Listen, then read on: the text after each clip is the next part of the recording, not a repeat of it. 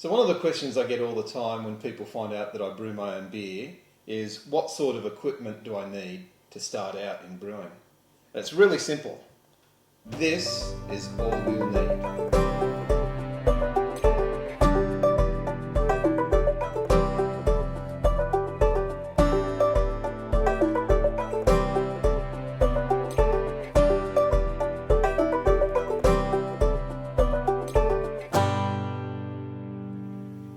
So when you're starting out in home brewing, you want to start off with just basic equipment.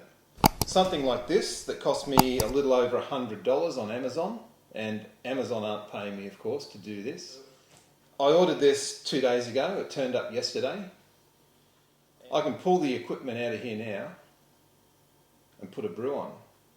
And in 2 to 4 weeks, I'll have 20 litres of lovely, fresh, clean, crisp home brew. So let's get into it.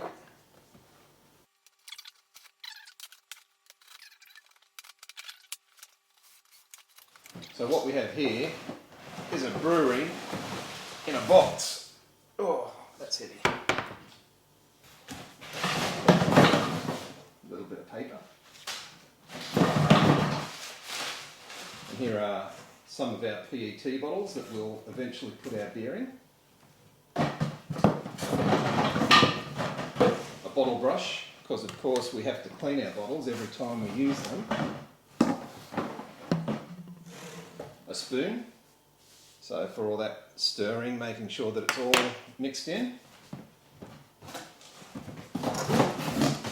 More bottles, and everything else must be in here, inside the fermenter. So what we have here is just a standard run-of-the-mill fermenter. And look at that, more bottles. I'll just put them in here for now. Bottle caps. More bottle caps. These are the bits we're interested in. Along with that, and more bottles.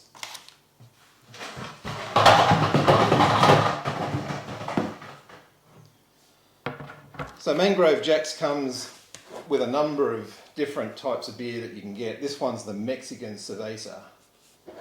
So it'll come out similar to a Corona. Just grab my knife and get into this bag. What other goodies do we have in here? Well, we have some instructions. We have some more instructions. We've got an airlock. I'll explain that in a minute. We've got a bottling wand. I'll explain that in a minute too. Oh, it goes around that way. No, it goes around that way.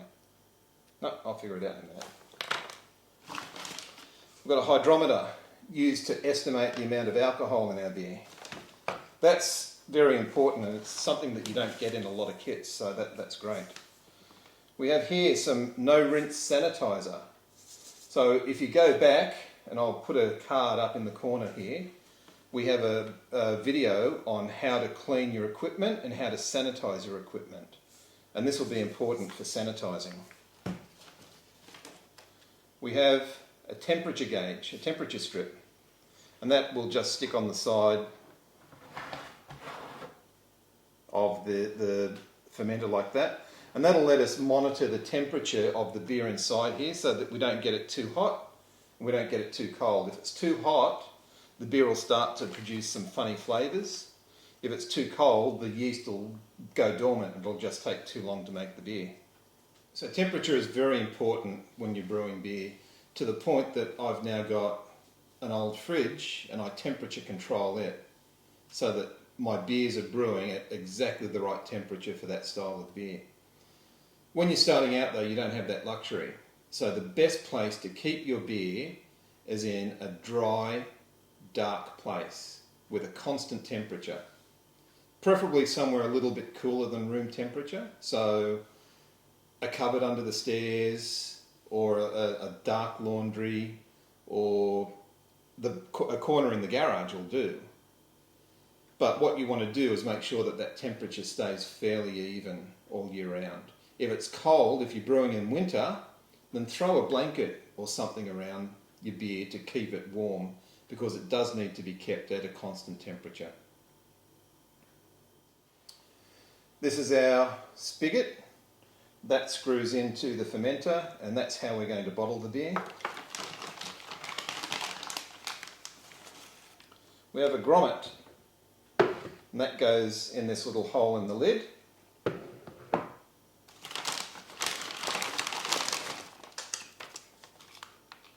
Liquid malt extract. Wow. And that is liquid malt extract. Huh. I've never used one of the Mangrove Jack's kits before, so this will be interesting. And we have carbonation, what are called carbonation drops. So what we do, these are important for bottling. When you get your beer, or when you finish fermenting your beer, it's flat. So we need to get carbonation into the beer. And the last stage is we put the beer into the bottles. We put a couple of these carbonation drops into the bottles, and the yeast that are left over start consuming the sugar out of the carbonation drops, and they produce CO2. And that CO2 is forced into the beer, and that's what carbonates it in the bottle. So basically we've got everything that we need here to start making a decent beer. I'll just grab these instructions. So this is your starter brewery manual, and it just goes through what's included in your kit, assembling your fermenter, cleaning and sanitizing your equipment, how to make your beer, very important step, how to measure the alcohol that's in your beer, again very important, bottling and priming. Priming, as I said, is done with those carbonation drops. And then some pictures on the back that make it easy to follow. So we don't need you. Oh. Oh. These kits, this is how I started out brewing. I bought one of these kits years and years and years ago. And way back then, there wasn't a lot to choose from. You got a couple of kits from a couple of brewers, and that was what you were stuck with. That was all you had. So these days, you can get kits from Cooper's, you can get kits from Mangrove Jack's, you can get kits from Brewdog. There are a lot of kits out there with a lot of beer styles, and if you go down to your local brew store, you'll see these tins, and just about every style of beer that you can think of making is available. First thing to do, we get our grommet, a little grommet, and that just goes into, as I said, the hole in the top of the lid here. That just presses in, and you get, there's a little ridge in there, and it just fits in.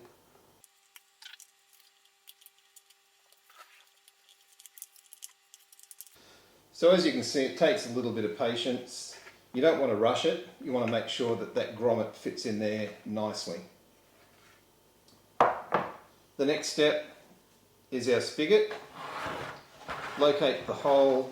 So you'll see on the front of the fermenter here, there's a plug in there at the moment, but in order to bottle our beer, we want this spigot there.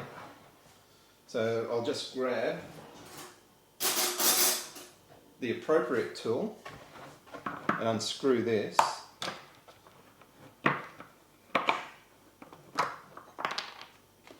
So I've just taken that plug out, and now I'm going to screw the spigot in.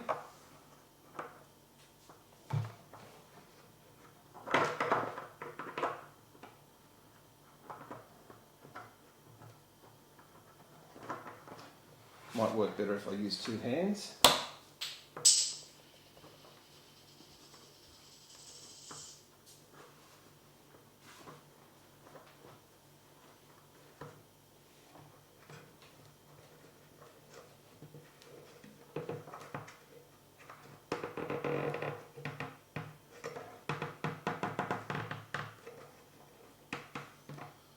So just screw it on hand tight. You don't want to over tighten it because these things are only plastic.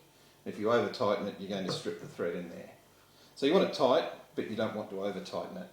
So when we're brewing our beer, all of the beer goes in there. Well, at that stage it's called a wort before you ferment it. You screw the top on. This airlock, you fill up to a line on here with sanitizing liquid. And what that does is, as the yeast are consuming the sugars in the wort, they produce carbon dioxide. And we don't want carbon dioxide to build up in here, or what we end up with is a massive bomb. So it's just going to explode and it's going to make a mess of your laundry or your cupboard or wherever you keep it. So we want something that allows the carbon dioxide out. So this acts like an S-bend in your plumbing. The air will get forced up and out and around past the liquid and then out. But what it won't do is allow oxygen or bugs or wild yeast or bacteria to come back down in and infect your beer. So that goes into the grommet that we just placed in the lid once you put the sanitizer liquid in it. So the bottling wand just goes together and pushes in like that, and that fits in. I'd have to do it over the edge of the bench to do it properly, but that just fits into your spigot. And as you get your bottle, so you've got that sitting in the spigot, and you've got your beer ready to get bottled. You put the bottle under there, and as you press up, it allows beer into the bottle. Once the beer gets full enough, you simply take that down and it stops pouring beer. Take it out, put a cap on it, and go on with the next bottle.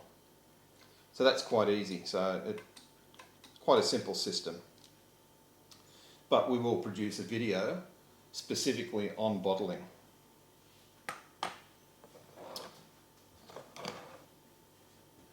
So what are we going to do with this next? Well, I wasn't expecting a Mexican beer to turn up. I don't know how I ordered that, so that's a bonus, because we do like our Mexican beers. I'll be making this one up in this fermenter just to test the whole system out. I'll use their spoon. I'll even use their hydrometer. So with the hydrometer, you take it out and you put it into a special cylinder that you use to put a little bit of beer in there, and you let it float, and you'll see there's all these graduations down here. You read off there that at the start of your beer, it'll float at a certain level and tell you how much sugar is in that wort. And then as it goes along, you don't leave this in there. At the end of the fermentation, you do the same thing. You take a little bit of the beer, it's now beer because it's been fermented, and you put this in the beer, and you wait for all of the bubbles to dissipate, and it will float at a different level, and you just subtract those two numbers. You use a special online calculator that I'll show you how to use later, and that will tell you roughly how much beer you've got, within probably 0.1%. They're very accurate these days.